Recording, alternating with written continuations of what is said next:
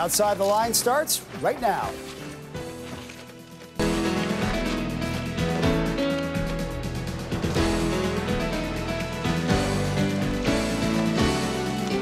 And now, sitting in for Bob Lee, Matthew Hollifield. We're joined by Hannah Wilkinson, who was a member of the 2012 Olympics in London. She played on the New Zealand women's national team. Thanks for being here. Thank you for having me. Did you use Twitter in the Olympics? And if you did, what were the benefits of using Twitter during the Olympics? Yes, we did use Twitter, and I think one of the major benefits of Twitter was to promote when our games were played and our results of our games, and also not just our team but also other teams in our New Zealand Olympic team there. So you use it to promote not only yourself but the whole country? Oh yeah, like sort of just said, you know, the results in all of our games, congratulating other teams for their success, and yeah, I think it was all positive about it. Okay. Do you care to tell us a little bit about the guidelines they gave you for social media, and especially Twitter, and how they wanted you guys to use it? I think the main thing was just to sort of avoid anything negative said about your team or anyone else in the New Zealand Olympic team or anyone else in any other country, any other team.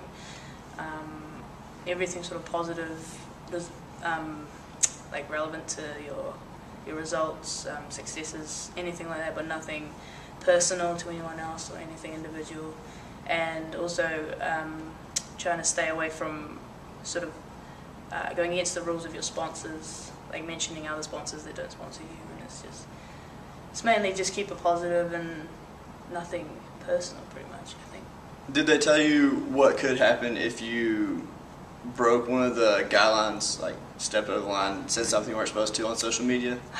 They may have said, I think there would have been some sort of consequences related to game time, maybe, like even just rules around competition. I don't even know if there was a warning for it. I mean, we were told specifically what to post and what not to post. So pretty much they just tell you what you can and can't do, said don't do it.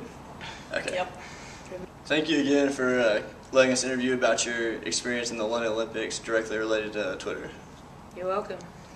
Stay tuned for an interview with one of the assistant men's basketball coaches.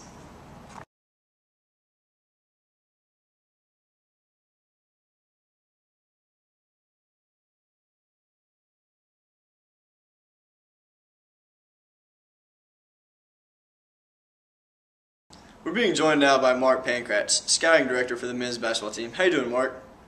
Thanks for having me, guys. My pleasure. Before we get into directly the March Madness aspect of social media, and especially Twitter, do you care to talk about how Twitter has affected college basketball?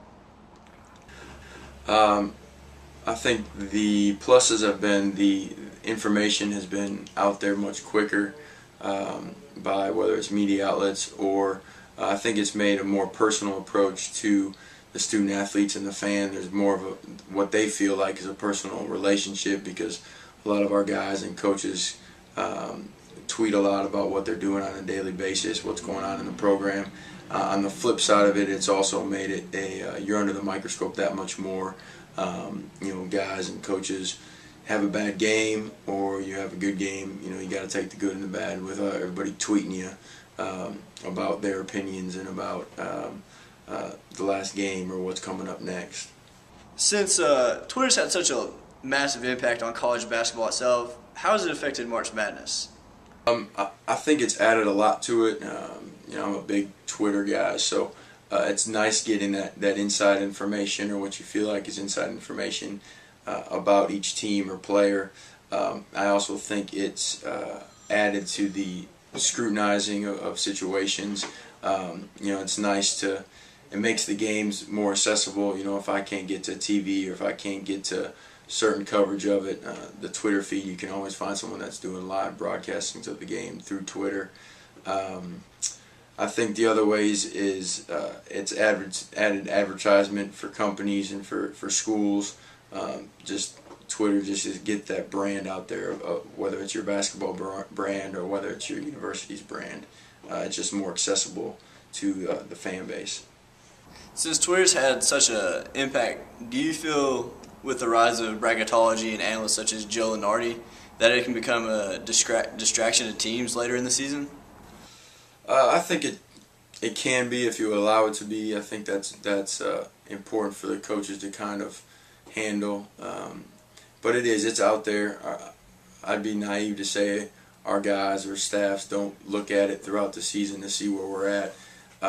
Because yeah, people can say that you worry about it, but yet some people can also use it as motivation. If you don't see yourself on there, or you do see yourself on there as a lower seed than you think you are. I don't think players necessarily get comfort with the level of that they see themselves on a bracketology.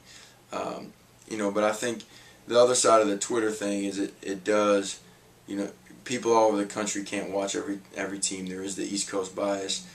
So that Twitter, what stuff you get on Twitter from or other social media outlets from West Coast does have a bias. That's where I get my information in some regards about West Coast teams.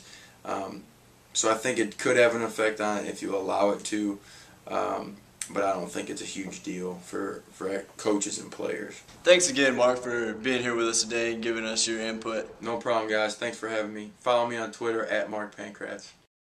Stay tuned for our episode next week, where we'll be joined by a very special guest from the University of Tennessee, Dr. Fritz Polite. He's going to talk about his personal brand, tell you all about his life story, and his 10A10. Are you on the bus?